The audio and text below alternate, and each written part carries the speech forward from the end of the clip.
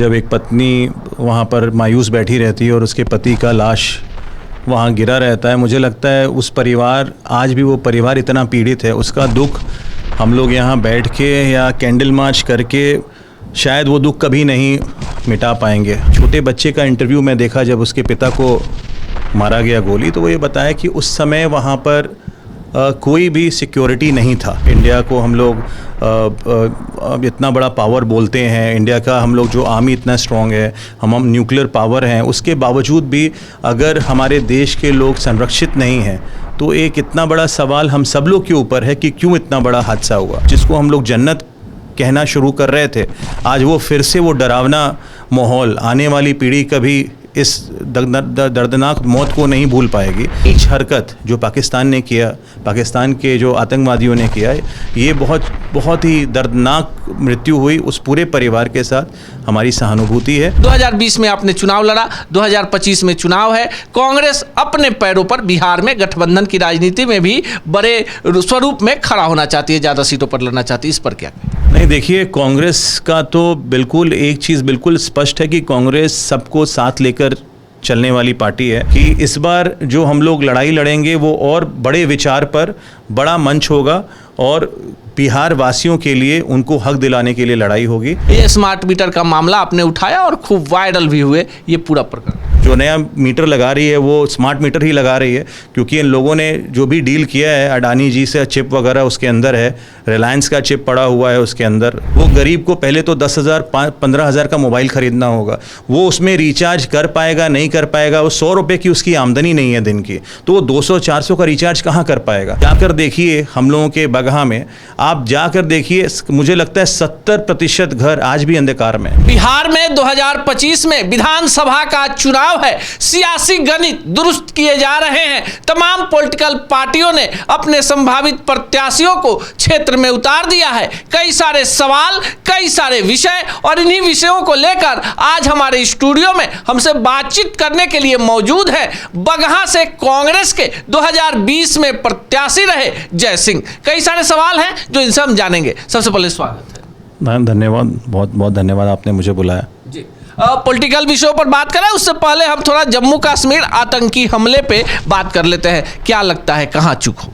देखिए, मुझे लगता है पूरे देश के लिए, आप देखे होंगे जब वो एक तस्वीर आती है जब एक पत्नी वहाँ पर मायूस बैठी रहती है और उसके पति का लाश वहाँ गिरा रहता है, मुझे लगता है उस परिवार, आज भी वो परिवार इतना पीड़ित है, उसका दुख हम लोग यहाँ बैठ के या कैंडल मार्च करके शायद वो दुख कभी नहीं मिटा पाएंगे हम लोग। क्योंकि आप देखिए जिस जगह ये घटना हुई है वो कश्मीर, मतलब वो एक टूरिज़्म का एक बहुत बड़ा हब था। वहाँ पे जिस समय ये घटना हुई वहाँ लगभग 2000 लोग वहाँ पे मौजूद थे, और एक छोटे बच्चे का इंटरव्यू मैं देखा जब उसके पिता को मारा गया गोली, तो वो ये बताया कि उस समय वहाँ पर कोई भी सिक्योरिटी नहीं था। तो कहीं ना कहीं ये बहुत बड़ा सवाल उठता है, और मुझे लगता है एक वक्त आ गया है, खासकर जो इंडिया को हम लोग अब इतना बड़ा पावर बोलते हैं, इंडिया का हम लोग जो आर्मी इतना स्ट्रॉन्ग है, हम न्यूक्लियर पावर हैं, उसके बावजूद भी अगर हमारे देश के लोग संरक्षित नहीं हैं तो एक इतना बड़ा सवाल हम सब लोग के ऊपर है कि क्यों इतना बड़ा हादसा हुआ। तो विपक्ष के होने के नाते हम सब लोग इसमें प्रधानमंत्री जी के साथ हैं कि वो इस मुद्दे को जहाँ तक हो सके उस परिवार को, वो जो लोग मरे हैं उनके परिवार को न्याय दिलाने के लिए जहाँ तक संभव हो पाकिस्तान के ऊपर स्ट्रिक्ट एक्शन होना चाहिए। क्योंकि कश्मीर में जो हुआ, अब वो वहाँ पे पुनः फिर से वो दहशत हो गया है। जो टूरिस्ट लोग वहाँ गए थे वो लोग छोड़ कर, बहुत सारे लोग यहाँ, उनके पेरेंट्स लोग, जो बचे लोग थे, वो उनके परिवार के लोग रो रहे थे। वो लोग चाह रहे थे कि अब जिसको हम लोग जन्नत कहना शुरू कर रहे थे, आज वो फिर से वो डरावना माहौल, आने वाली पीढ़ी कभी इस दर्दनाक मौत को नहीं भूल पाएगी।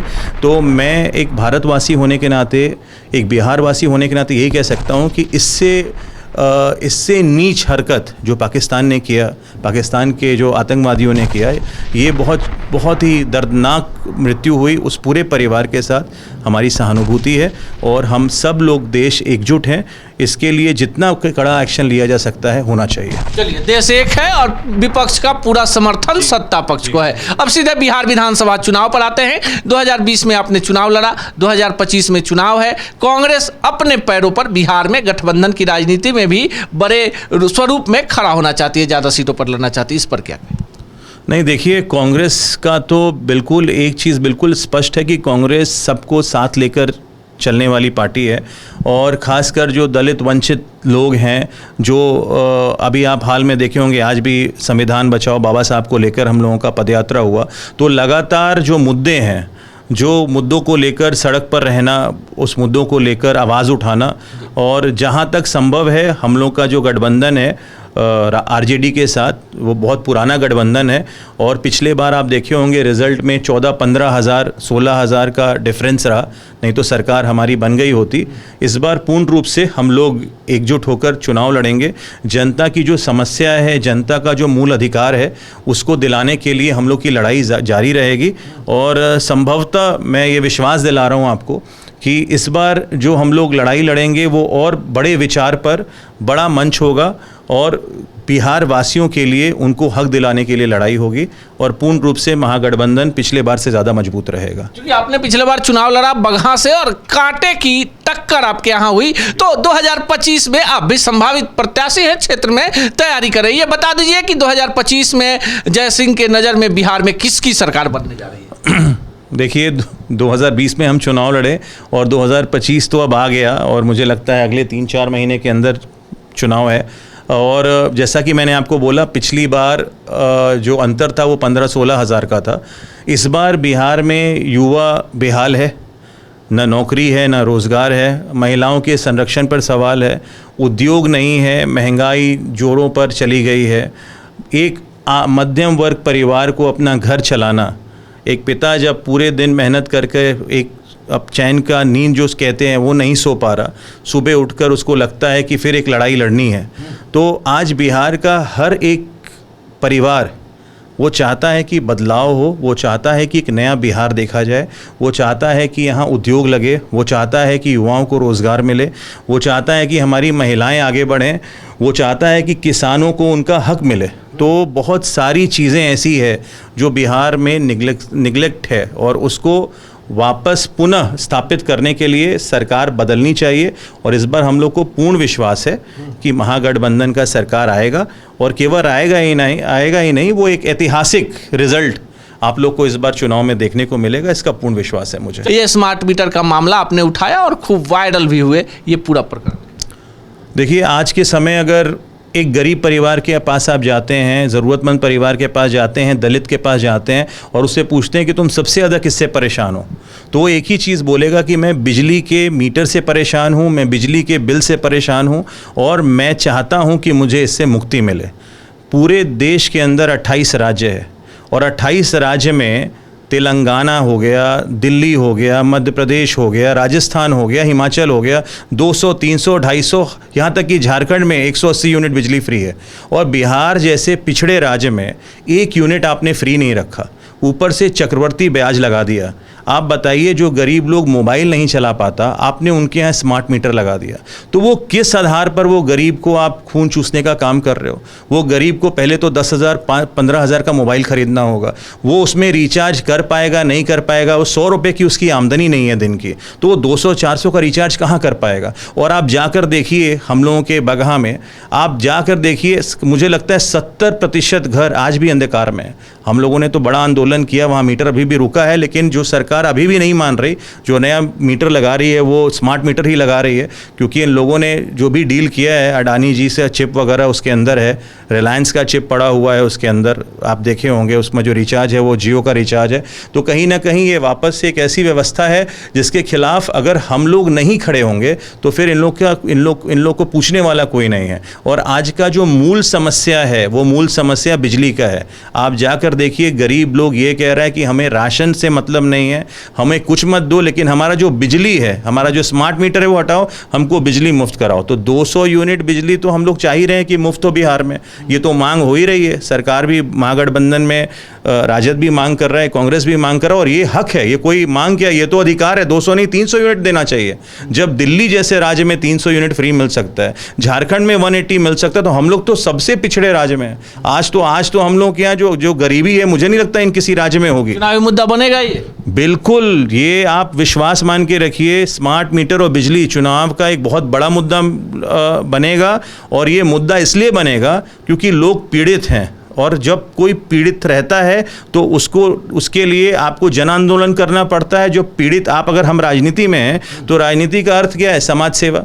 अगर हमारे माध्यम से किसी एक परिवार का भला हो तब तो राजनीति का अर्थ सही हुआ। या फिर आप राजनीति में पद पे बैठे हो, चुपचाप बैठे हो, ना आप लड़ोगे ना संघर्ष करोगे, तो फिर आपको नेता माना कैसे जाएगा? तो मैं तो अपनी बात करूंगा, बगहा की बात करूंगा। वहाँ के लोग, अगर वहाँ 29 पंचायत मेरे विधानसभा में है, तो 29 के 29 पंचायत का हर घर परेशान है कि ये बिजली हम लोग का कम होना चाहिए, और ये स्मार्ट मीटर को हटाया जाए, क्योंकि स्मार्ट मीटर में पुराने मीटर से 4 गुना 3 गुना बिजली बिल ज़्यादा आ रहा है। अगर आप मुझे बता दीजिए कि नहीं आ रहा है तो आज हम चुप हो जाएंगे, नहीं लड़ेंगे, तो यही बात है। चलिए, देश के मुद्दे पे, आतंकवाद के मुद्दे पे आपका कहना है कि विपक्ष जो है सत्ता पक्ष के साथ है, और प्रधानमंत्री को पाकिस्तान के खिलाफ कड़ा कदम उठाना चाहिए। बिहार में कांग्रेस जो है नई मजबूती के साथ आ रही है। स्मार्ट मीटर का मुद्दा जो है आम आदमी से जुड़ा हुआ है। तो चलते चलते आखिरी सवाल, जय सिंह जी, ये बता दीजिए कि बिहार की राजनीति में और खासकर आपके पार्टी में युवाओं के जगह पर जो बरसों से कुंडली मार कर लोग बैठे हैं, जिनके रिटायरमेंट की उम्र की सीमा पार कर गई है, ऐसे लोग राजनीति में नए लोगों को क्यों आगे नहीं आने दे रहे? नहीं, ये बात बिल्कुल दुखद है, और मेरा खुद का पर्सनल मानना है कि मैं तो, क्योंकि उस कद पे नहीं हूँ, उस पद पे नहीं हूँ कि मैं कोई डिसीजन मेकर रहूँ, लेकिन मुझे लगता है जिस तरह जॉब्स में, जिस तरह हर जगह एक एज सीमा कर देनी चाहिए कि हाँ, इसके बाद आप रिटायरमेंट ले लो, तो मुझे लगता है राजनीति में भी ऐसा कुछ ज़रूर लाना चाहिए, और मुझे लगता है समय के साथ ये आएगा। और आज के समय में जो भी पुराने लोग हैं, जो भी पुराने बुज़ुर्ग लोग हैं, मुझे लगता है उन लोगों को भी ये बात समझनी चाहिए, क्योंकि पॉलिटिक्स आज के समय क्या है कि you have to do lot of hard work.